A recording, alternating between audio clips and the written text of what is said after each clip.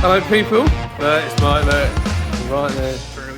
Yeah, I'm sorry I haven't done a video in a while, but I've not been too good, and we've been really, really busy, haven't we, Mike? We have been super busy. So Christmas. we've got two things very quickly to tell you about. So the first thing is this stuff here. What's special about this is that can I zoom out? No, that's zooming in. No, can't zoom out. This is about the right time for a bleep, so we'll put that in here.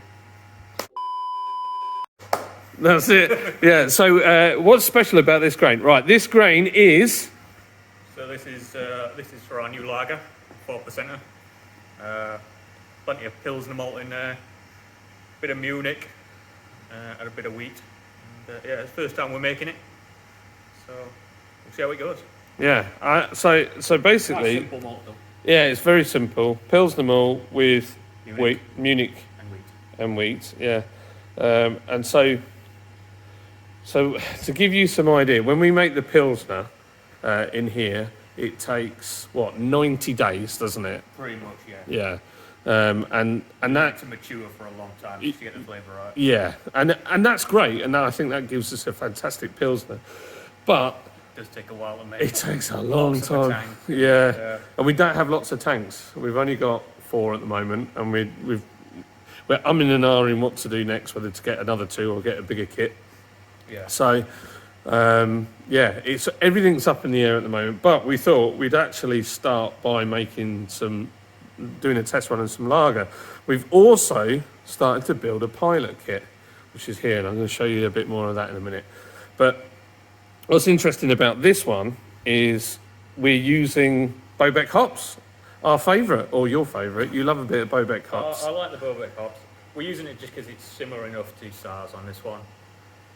We're just having a trial of doing a lager.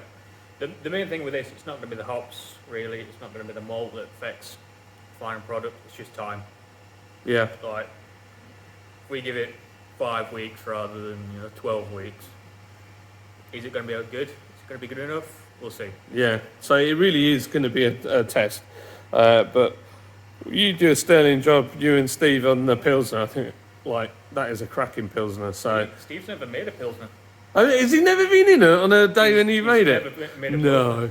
Pilsner. The last one we made, as always is the case, was the height of summer, where it takes all day. Yeah, that's true. 14-hour day because our water temperature is too high. You can actually see at the moment the brewery's... I don't know if you can see that on camera, but it's steaming away outside. It smells incredible here. Yeah, there you go. You can see a little bit of the steam going past the window there. It smells incredible in here. But lager's an interesting one because there's nowhere really to hide a fault. So one of the big ones is diacetyl, which in some beers you wouldn't even notice, but in lager you've got a high tolerance for in things like bitters, and a porter you'd never notice it. Yeah. But lager, the first one I ever did when I was at brew school, it had quite a lot in. Did it? It was all right. I'm quite sensitive to it though, so I really taste it even when people don't. Yeah. And any more, and it wouldn't have been good enough. Yeah. But I made that in 3 weeks, so what do you expect? Well, that's the thing. And for those that don't know, diacetyl is you'll get like a butterscotch flavour. Yeah, and it really is. It's like those old-fashioned sweets. Werther's original. Yeah, Werther's original. Yeah, I know. Some people have done it on purpose, haven't they? And they've actually made it deliberately diacetyl. In certain styles, it can really work. Like if you heightened it and say something like a bitter or something like that, it could add a nice edge to it because it's not a bad flavour.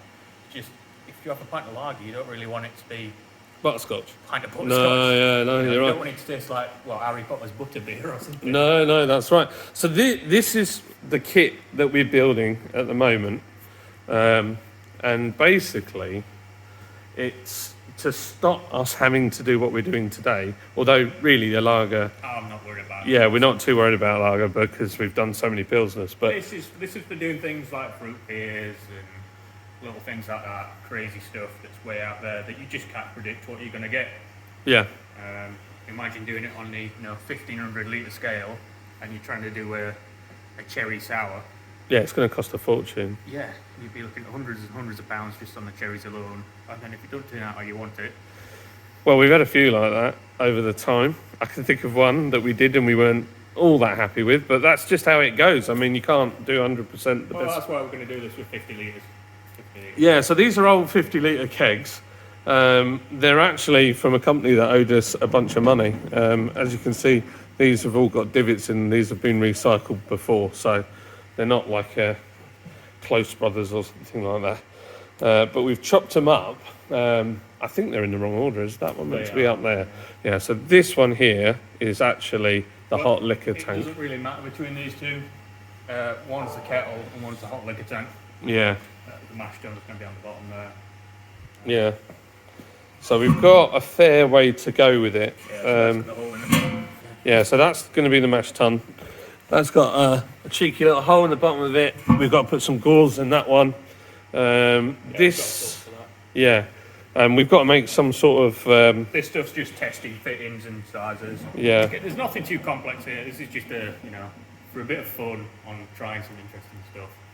We can actually use, the idea of it is we can actually wheel it over to that heat exchange there to do the transfer and pump it through because it'll all have the same fittings within it. Take about 40 seconds. It'll take you 40 seconds to do the transfer. Rather than an hour. Yeah, so yeah, that's the idea. So yeah, it doesn't look very portable at the moment, but it will be fairly portable. To be honest, it's only going to be the copper that's going to put that on wheels, and we're going to move that around. The rest of this, set it up somewhere, obviously not here, and form a tap room. Yeah, And then those two can just stay where they are. yeah, Just be the bottom one that moves. indeed.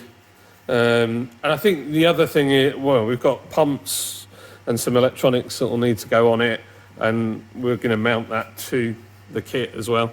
It's all in red oxide at the moment, and they all need sorting out. The elements that we're using as well, we're doing a bit of what's the word? It's a bit like in the Second World War where they just used Merlin engines and everything. So basically, that particular element you can buy on.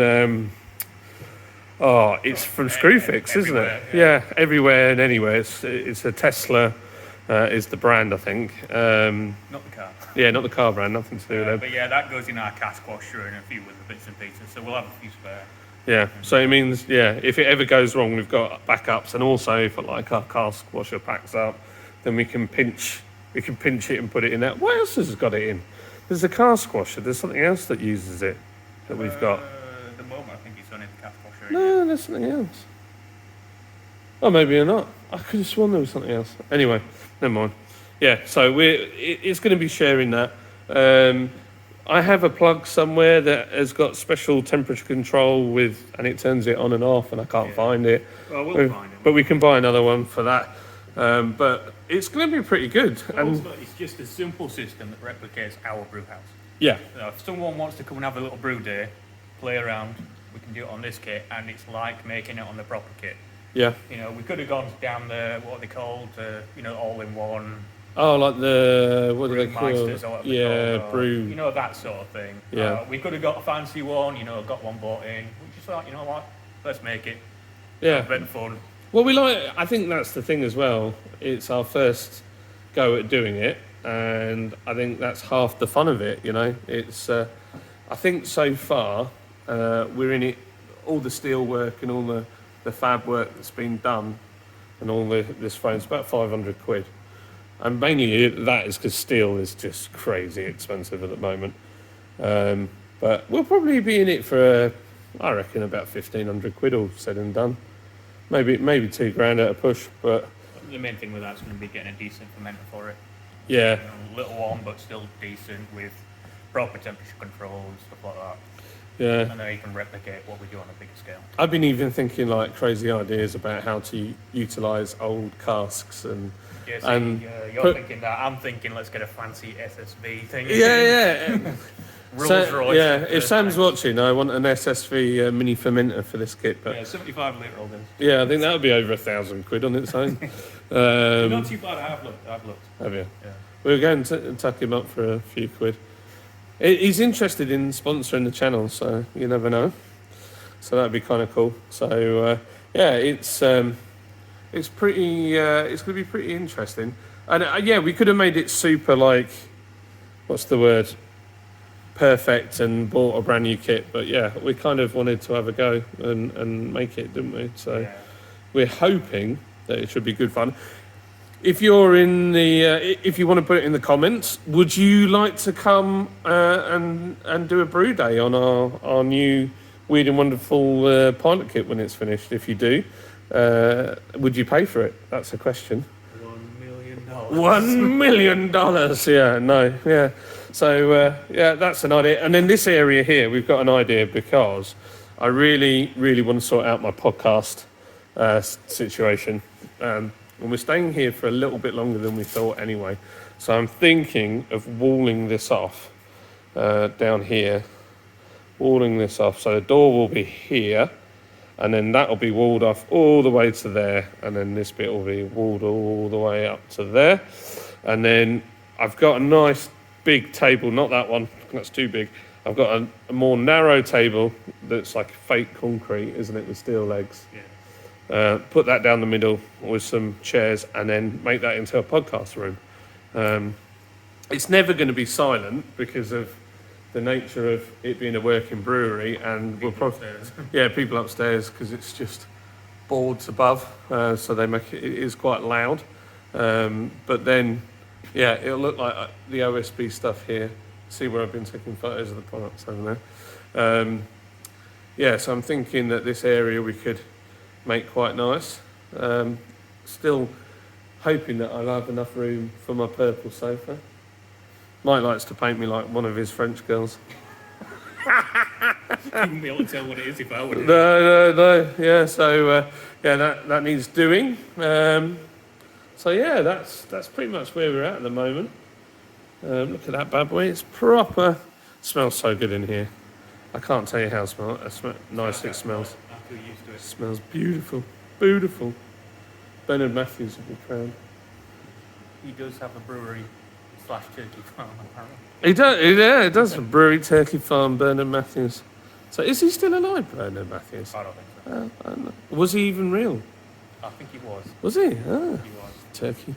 Turkey man. So, yeah, so that's what we're on about. The only thing about doing this area here, this wall, is nearly 900 quid's worth of stuff. Just because timber is so expensive at the moment. Everything. But it has got, where we used to have bands, it's got its own ring main, it's got USB ports all along there. Obviously it's got bright lights, but it's even got the stage lights up there that actually will be able to light it. I just need to change the bulbs on it. So yeah, it could be quite a good spot, I think. And the view, look at the view. Beautiful. Look at that. So yeah, that's it really. There's nothing more to say.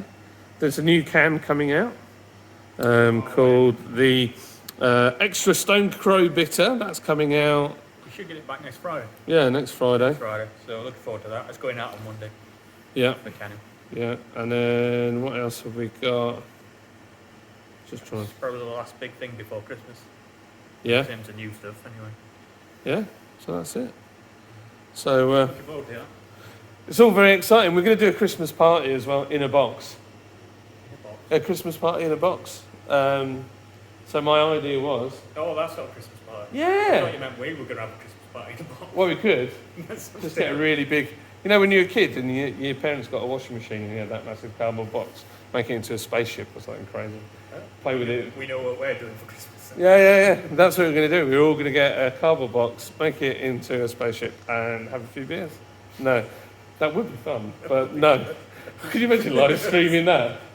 People would be like, you look at someone like Brew York, who's super sensible and does a great job and really polished, and then there's us sitting in cardboard boxes. Drinking beer and playing astronauts. Yeah. No, so we're. My idea was to put a few beers into a box with a cracker, with some other Christmas tap, maybe a snack, dates. No dates, no prunes. Prune juice. Bottle of prune juice. Watch everybody the next day be on the loo, and then we'll do a live stream together and just have a party. That's my thought. Sounds good. Yeah. So we might even do the live stream here. So let me know. We should. I feel like we should do one on this table just for old time's sake. You'd be complaining all that. Oh, I'm too cold. I am. It's so cold in here. What is it in here? 6 degrees. No, we're 9 today. Oh, 9. Wow. Wow. Nearly double digits. You had luxury in the office. It was 11.